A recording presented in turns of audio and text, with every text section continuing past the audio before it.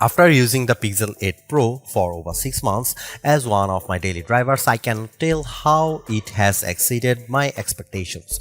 Not only is it one of the best Android phones around, but also one of the best phones overall with its impressive AI features and camera performance. That's why I am eager to test its successors, the Pixel 9 Pro and Pixel 9 Pro XL. The company is rearranging its Pixel lineup because instead of just one flagship model, we are getting two instead, while the standard Pixel 9 and Pixel 9 Pro Fold round things out on the other ends of the spectrum. Given the popularity of the iPhone 15 Pro Max and Galaxy S24 Ultra, Google's turbocharging its new Pixels with newer cameras, durable designs, and more helpful AI features. As much as Apple Intelligence claims to redefine the iPhone experience, I think these new Pixel phones take it a step further.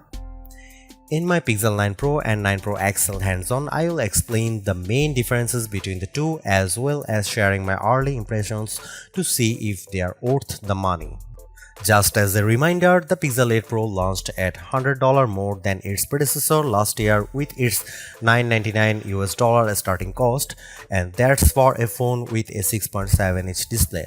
That's why the Pixel 9 Pro XL is regarded as its true successor because of its 6.8-inch display, whereas the Pixel 9 Pro has a smaller 6.3-inch one.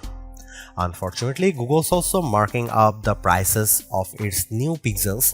I think it's a mistake because Pixels have historically undercut the competition, making them much more appealing options without forking over the typical flagship cost. The Pixel 9 Pro and 9 Pro XL fetch for $999 and $1,099 respectively, which means yet another $100 increase for a phone with the same sized screen as the Pixel 8 Pro. Pixel 9 Pro and 9 Pro XL pre-orders are available right now with 4 color options to choose from: Obsidian, Porcelain, Hazel, and Rose Quartz. Google's unintentionally putting itself in a bind with this year's Pixels because of the price hike for the larger Pixel 9 Pro XL.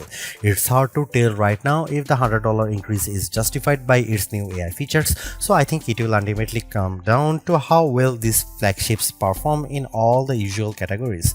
On the flip side, however, I have to applaud Google for giving its smaller phone the same amount of love by keeping the same set of cameras mount with the pricier Pixel 9 Pro XL. In fact, it's a front runner for those who prefer smaller phones.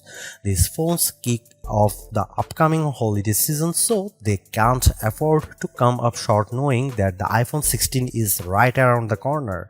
They need to set the bar high or face being written off by competing device between now and the end of the year. I know that price hikes are inevitable, but these Pixels need to overperform in order to stay relevant and remain competitive.